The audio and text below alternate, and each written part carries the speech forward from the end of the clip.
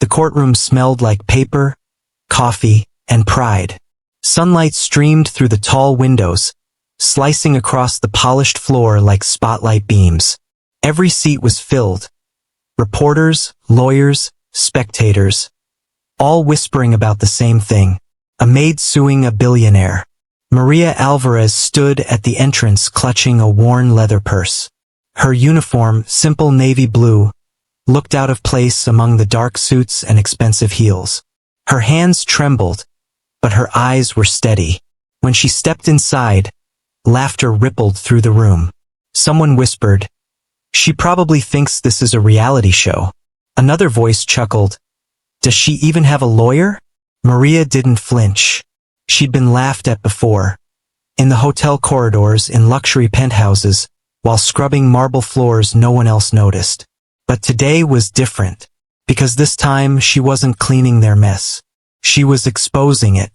At the defense table sat Alexander Pierce, CEO of the Pierce Global Group, known for his charm, his donations, and his perfect smile.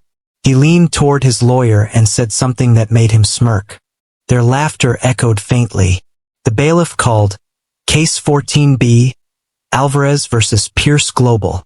Maria walked to her seat, her old shoes clicking against the marble floor. Every step sounded louder than the last. She sat beside a calm, gray-haired attorney, Mr. Donovan, the only lawyer who had agreed to take her case pro bono. He leaned over and whispered, "Just breathe. We don't have to prove everything today. Just the truth." Maria nodded, eyes fixed on Pierce. He didn't even look back. 3 months earlier, the luxury penthouse on Madison Avenue gleamed like a magazine cover. Maria had worked there for 4 years, polishing glass tables, arranging flowers, and pretending not to notice the way the world treated her. Pierce rarely spoke to her. When he did, it was always clipped, impatient. "Don't touch the documents on my desk. Next time, call before you enter my study. Do you even understand English properly?" She'd smile politely, say, "Yes, sir," and return to dusting. But one afternoon, everything changed. She was cleaning the study when she heard voices through the half-closed door. Pierce and 2 executives were inside, their tones urgent. "The numbers won't survive an audit," one man said. "Then we make sure the audit never happens," Pierce replied sharply. "We shift the funds through the foundation. No one checks charities." Maria froze, feather duster in hand. She wasn't educated in finance, but she understood dishonesty. And what she heard sounded dangerous. The next day, she found an envelope near the trash bin. Accidentally dropped. Maybe. Inside were bank statements and wire transfers with her own forged signature, listed under maintenance staff acknowledgement. Her breath caught. They were using her name to move the money. That night, she went to the police. The officer at the desk barely looked up. "You're saying a billionaire's stealing money and using your signature? You got proof." She held up the papers. He sighed. "Leave them here. We'll look into it." He didn't even take her name down. Days passed. Nothing. Then a letter arrived from Pierce Global. "Effective immediately, your employment is terminated. Please vacate company property." No explanation. No severance. When she showed up to collect her final paycheck, the receptionist laughed. "Security will escort you out, miss. We don't need stories from the cleaning staff." As she walked out with her box of belongings, she saw Pierce standing by the elevator. He gave her that same perfect smile. "Some people don't know when they're out of their league," he said. Her hands shook, but she said nothing. That night, sitting in her small apartment, Maria unfolded the crumpled pay slips, receipts, and copies she'd quietly saved over the years. Evidence no one else cared about. Her son, Diego, looked up from his homework. "Mama, are you okay?" She forced a smile. "I'm fine, Mijo. Just tired." But inside something had snapped. Years of silence, humiliation, and invisible labor had turned into resolve. She whispered to herself, "They think I'm nobody. Let's see how they react when nobody speaks. She picked up her old phone, found Mr. Donovan's number, the legal aid attorney who once helped her with a landlord dispute, and pressed call. Mr. Donovan, she said, voice trembling but sure. I think I have something big, and I'm not backing down this time. Next morning, she stood outside the courthouse in daylight, wind tugging at her uniform. People walked past without noticing her, until she stepped onto those marble stairs. A photographer pointed a camera. Someone whispered, "What's a maid doing here?" Maria looked straight ahead. "I'm here," she murmured, "for justice." And somewhere behind the courtroom glass, Alexander Pierce poured himself another coffee, smiling, unaware that the woman he fired was about to pull the thread that could unravel his empire. The courthouse cafeteria smelled of burnt coffee and nerves. Maria sat across from Mr. Donovan, her attorney, papers spread across the small table. Her uniform looked the same, but her posture was different now, straight, steady, determined. He adjusted his glasses, flipping through the documents she'd collected. "These are impressive," he said. "Dates, invoices, transaction slips, even copies of internal memos. Where did you get all this?" "I cleaned those offices every night," Maria said softly. "People don't notice the maid when they throw things away." Donovan smiled slightly. "Good thing you paid attention." He looked up at her. "Maria, this isn't just a wrongful termination case anymore. What you're holding could expose corporate fraud. We'll need to tread carefully." Maria nodded. "I'm not afraid." He leaned forward. "They'll try to make you feel small, humiliate you, call you a liar. You need to be ready." Maria's eyes hardened. "They already did all that, Mr. Donovan. I survived it once. I can do it again." The next week, they filed the suit. Alvarez versus Pierce Global. When the notice reached Alexander Pierce's office, he laughed. "A maid is suing me?" he said, tossing the paper onto his desk. "For what unpaid dust?" His assistant shifted uncomfortably. "Sir, she's claiming falsified financial records with her signature." Pierce waved a dismissive hand. "Let legal handle it. She probably doesn't even know what she's talking about." But for the first time in his perfect career, his confidence cracked. Just a little. 3 days later, Maria's phone buzzed at midnight. Unknown number. "Mrs. Alvarez?" The voice was calm, male, rehearsed. "You should drop the case." Her breath caught. "Who is this?" "You're making a mistake. You have a son, right? Diego?" Her hand trembled. "Don't you dare." Click. She sat in the dark for a long time, the fear crawling back in. But then she looked at the small framed photo on her kitchen counter. Her son in his school uniform, smiling proudly. "No," she whispered. "Not this time." When she walked into the office the next morning, Mr. Donovan noticed her pale face. "Rough night." "Someone called," she said. "They mentioned Diego." He frowned. "That's intimidation. I'll file a report." "No," she said firmly.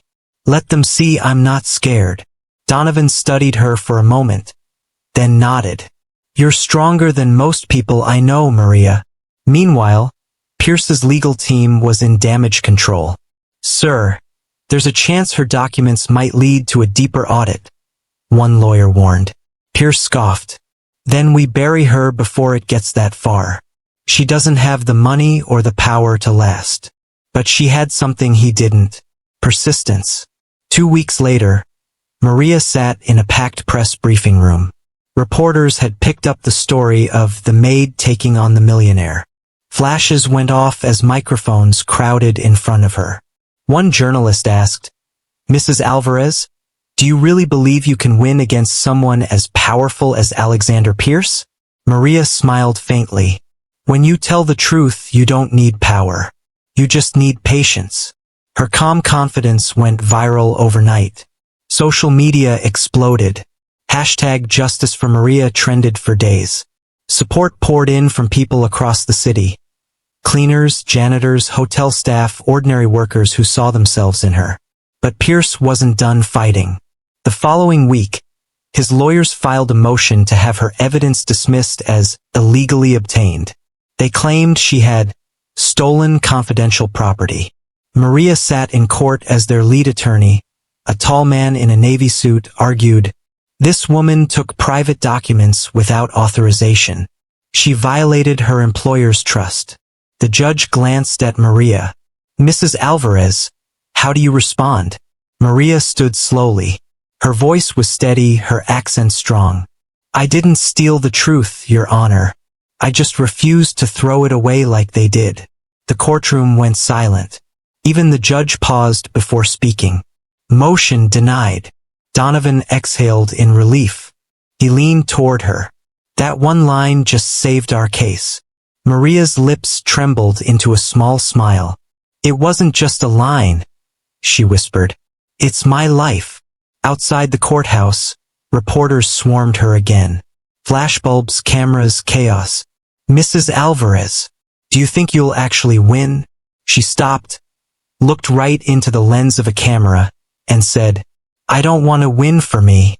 I want to win for every person who works hard and gets treated like they don't belong. Because we do." Her words hit the evening news like lightning. And for the first time, Alexander Pierce's PR team couldn't control the story. That night, in his penthouse office, Pierce stared out the glass window. Rain streaked the city lights below. He muttered to himself, "She's just a maid." Then he looked down at the growing pile of headlines on his desk, all with her face on them. And for the first time, he wasn't so sure. The city buzzed with whispers. Headlines called it the Maid versus the millionaire. People debated it on morning shows, radio stations, even social media threads. Everyone had an opinion. But inside Maria's small apartment, the noise faded. She sat by the window, sewing a rip in her uniform. Her son Diego leaned against the table, scrolling through his phone. "Mama," he said, eyes wide, "you're on the news again." Maria didn't look up. "Is it good or bad?" "Mostly good," he grinned. "They're calling you the maid who wouldn't back down." She sighed softly. "They think it's courage.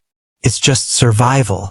The next morning, Maria and Mr. Donovan arrived at the courthouse early. He carried a stack of files. She carried a single worn folder, her original evidence. The defense team filled the other side of the room, 5 lawyers in matching suits. Pierce seated confidently at the center. He caught Maria's gaze and smirked. "Still playing dress-up?" he said quietly as she passed. She ignored him, but her silence hit harder than words. The judge entered, and the next witness was called. A financial officer from Pierce Global named Evelyn Carter. She was in her 30s, sharp suit, nervous smile. Pierce's lawyer asked the first questions. "Miss Carter, did you ever witness Mr. Pierce ordering any illegal transfers?" She shook her head quickly. "No, sir. Never." "Did you see Mrs. Alvarez accessing restricted company files?" "Yes," she said, voice trembling. "I once saw her near the accounting computer." "She shouldn't have been there." Gasps filled the courtroom. Pierce's smile widened. His lawyer turned toward the judge. "No further questions." Mr. Donovan stood, calm as ever. "Ms. Carter, you've been with the company 8 years. Correct?" "Yes." "And you handled internal audits?" "Yes." He paced slowly. "Did you ever question why low-level staff names, like Mrs. Alvarez's, appeared on million-dollar wire transfers?" Evelyn's lips parted, but no sound came. "Answer the question," Donovan pressed gently. She swallowed. "It wasn't my job to ask questions." "Then whose job was it?" Silence. "Was it Mr. Pierce's?" Pierce's lawyer objected. "Speculative." The judge overruled. "You may answer." Evelyn hesitated. Finally, she whispered, "Yes, A ripple of murmurs ran through the courtroom. Donovan leaned in. "One last thing, Miss Carter. You said Mrs. Alvarez shouldn't have been near the accounting computer. How do you know she was?" Evelyn froze. Pierce glared at her from across the room. Donovan continued softly. "Because there were security cameras in that office? Weren't there?" Evelyn nodded slowly. "And those camera feeds go directly to Mr. Pierce's private system, not the company server. Isn't that correct?" The color drained from her face. "Yes. Which means, Miss Carter, the only person who could have placed Mrs. Alvarez's name on those transfers was the man sitting behind you." Gasps again. Pierce stood abruptly. "This is absurd. She's lying." The judge pounded the gavel. "Mr. Pierce, sit down." Donovan turned to the witness. "Miss Carter, I know you're scared, but perjury is a crime. If you know something, this is the time to say it." Tears filled her eyes. Evelyn looked down at her trembling hands. I was told to do it," she whispered. "Mr. Pierce said it was temporary, just to cover expenses. I didn't think." The courtroom erupted. Pierce slammed his fist on the table. "You don't know what you're saying." But Evelyn's voice grew stronger. "He forged the maid's name. I helped move the money. It was all his idea." Cameras flashed. Reporters sprinted out of the room. Maria sat frozen, the sound of her heartbeat louder than anything else. For the first time, someone from inside had spoken the truth. Outside the courthouse later that day, microphones surrounded her. "Mrs. Alvarez, how does it feel to finally be believed?" She paused. The wind lifted her hair as she looked toward the sky. "It feels heavy," she said softly, "because truth shouldn't take this long to matter." That night, Pierce paced in his penthouse. His lawyers argued around him, crisis management, settlements, image control. But he wasn't listening. He poured himself a drink, hand shaking. On the TV behind him, Maria's face appeared again. The maid who challenged him and won the world's sympathy. "Finish her," he muttered. "Whatever it takes." But somewhere deep down he already knew. The story had turned. The maid was no longer the one on trial. The morning after Evelyn's confession, the world changed overnight. Every news channel ran the same headline: "Pierce Global under investigation for fraud and forgery." Anchors spoke Maria's name like she was some kind of legend. But Maria didn't feel like one. She woke up to the same cracked ceiling, the same tiny apartment, the same worry about rent and breakfast. Only difference was, now, the world was watching her eat toast. Diego looked up from the kitchen counter. "Mama, there's a news van outside." Maria smiled weakly. "Let them wait. Truth doesn't need an interview." Meanwhile, at the top of Sterling Tower, Alexander Pierce's office looked less like power and more like panic. Stacks of legal folders filled his desk. His lawyers spoke in low, frantic tones. "Sir, the SEC is opening a full audit. Multiple employees are willing to testify. The board wants your resignation." Pierce slammed his hand against the table. "Do you people understand who I am?" he snapped. "I built this company from nothing." His senior counsel adjusted his tie. "With respect, sir, you built it on other people's backs. And now one of them is fighting back." Pierce's face went cold. "Then I'll destroy her before she destroys me." In the courthouse hallway, Mr. Donovan handed Maria a new file. "The investigation team wants to see you tomorrow. They're using your documents to trace over 10 million in diverted funds."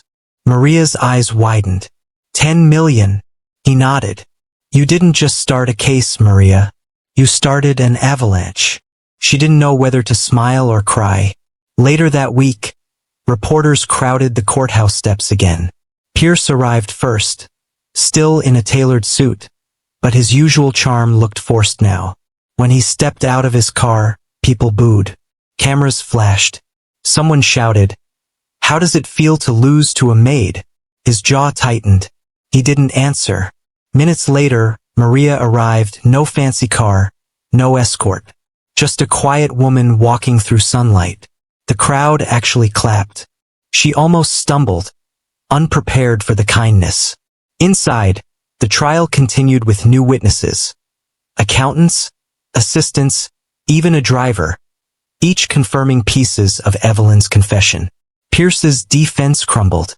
At one point, Donovan turned to the judge. "Your Honor, we submit Exhibit 47. An internal email ordering Ms. Carter to remove audit trails. Signed by Alexander Pierce himself." The judge adjusted her glasses. "Mr. Pierce, do you have a response?" Pierce stood slowly, his voice sharp but shaking. "I am the victim of betrayal. My employees acted without authorization." Donovan smiled slightly. "Then why, Mr. Pierce, did you personally approve their bonuses the same week the money disappeared?" Pierce froze. The silence in the courtroom felt electric. The judge finally spoke. "Enough. This court will recess until tomorrow." Outside, Maria stood by the courthouse steps while microphones hovered again. A reporter asked, "Do you think he'll go to prison?" She looked down at her hands, the same hands that once scrubbed his marble floors. "I don't wish him prison," she said quietly. "I wish him understanding. That's a harder sentence." That night, Pierce sat alone in his penthouse, the city lights reflecting in the glass. His phone buzzed, board members, investors, lawyers, but he ignored them all. On the news screen, Maria's photo appeared again. The maid who brought down a giant. He turned off the TV. For the first time, he heard nothing but the ticking clock on his wall. He poured a drink, but his hand trembled so badly he spilled it. Then something caught his eye, a framed picture on his desk. It was from years ago, his mother smiling in a maid's uniform. He had always told people she worked in hospitality. But truth was, she'd been just like Maria, someone who cleaned other people's messes. He sank into his chair, the memory stabbing deeper than any courtroom blow. Next morning, before the final hearing, Maria arrived early. To her surprise, Pierce was already there. Sitting alone on the bench outside the courtroom, no lawyers, no cameras. When he looked up, his eyes were tired. "Mrs. Alvarez," he said softly. She didn't respond. He sighed. "I used to think people like you existed to make people like me look successful. But I was wrong." Maria crossed her arms. "It's too late for words, Mr. Pierce." He nodded. "I know. I just needed to say them out loud." For the first time, he looked small. When court resumed, the judge announced that Pierce Global's assets were frozen pending full investigation. Pierce himself was removed as CEO. The crowd gasped. Maria didn't cheer. She simply exhaled. A long, shaky breath she'd been holding for years. Mr. Donovan whispered, "You did it." Maria looked at him and shook her head gently. "No, we did it. Everyone who ever worked invisible did." Outside, as she walked down the courthouse steps again, sunlight spilled across her face. She closed her eyes, feeling the warmth. She wasn't cleaning anyone's mess anymore. She'd finally wiped the dirt from her own story. The courtroom was silent the next morning. The air felt heavy, like everyone knew history was about to be written. Maria sat at the plaintiff's table, hands clasped tightly in her lap. She wore the same plain blouse she'd worn on the first day of the trial. No designer suit, no makeup, just honesty. Across the aisle, Alexander Pierce sat slumped beside his lawyers, his tie loose, his eyes hollow. The judge entered, voice steady and sharp. "This court has reviewed the evidence, the testimonies, and the financial records." She paused, glancing at both sides. "In the case of Maria Alvarez versus Pierce Global Enterprises, this court finds in favor of the plaintiff." For a moment, no one moved. Then the judge continued, "Pierce Global is hereby ordered to pay $6.4 million in damages for wrongful termination, fraud, and emotional distress. Further, Mr. Alexander Pierce will face criminal investigation for falsification of records and misuse of company funds. Gasps echoed through the courtroom. Reporters scribbled. Cameras clicked. Whispers rippled like waves. Maria sat frozen, eyes wide, her lips parting but no sound escaping. Mr. Donovan smiled beside her. "You won, Maria." She blinked slowly, as if trying to wake up from a long, dark dream. "Won?" she whispered. He nodded. "Completely." The judge banged the gavel once more. "Court is adjourned." And just like that, it was over. Outside, the courthouse steps overflowed with people. Journalists, supporters, strangers who had followed her story online. When she stepped into the daylight, the crowd erupted into applause. Cameras flashed. Someone shouted, "You're a hero, Mrs. Alvarez." Maria raised a hand, not to wave, but to calm them. "I'm no hero," she said softly into the microphones. "I'm just someone who got tired of being invisible." A hush fell. She looked around, her voice trembling but clear. "When I walked into that building, I was the maid. Nobody looked at me twice. Nobody thought my words mattered. But I learned something: power doesn't come from money or titles. It comes from truth. And truth doesn't need permission to speak." The applause that followed wasn't loud. It was deep, a wave of respect that rolled through everyone there. Later that evening, Maria stood in front of her apartment mirror. For the first time in months, the face staring back at her didn't look tired. It looked free. There was a knock at the door. When she opened it, she found a delivery man holding a small envelope with no return address. Inside was a check, official, embossed, for $6.4 million. Below it, a single note in shaky handwriting. "I was wrong. AP." She stared at it for a long time, then folded the note and tucked it inside her Bible. Not for revenge, for remembrance. Weeks passed. Maria didn't buy a new car or move into a mansion. Instead, she reopened an old building on 12th Street, the one that used to be an abandoned laundromat. She turned it into something new, the Dignity Foundation. It offered free legal aid to domestic workers, janitors, cleaners, and service staff, people like her. Every morning, when she walked through those doors, she saw faces full of the same quiet fear she once knew. And she gave them what no one had given her: belief. Reporters covered it again. Headlines read, "From Maid to Advocate, Maria Alvarez builds hope from her own trial." One day, as she was organizing files in her office, a familiar voice came from the doorway. It was Evelyn Carter, the witness who had confessed in court. She looked nervous. "I came to say thank you," Evelyn said softly. "You saved me too. I was drowning in guilt." Maria smiled gently. "We all make mistakes. What matters is what we do after." Evelyn nodded, tears in her eyes. "You're giving people a second chance." Maria's smile deepened. "Someone has to." Months later, she stood before a crowd at a university auditorium.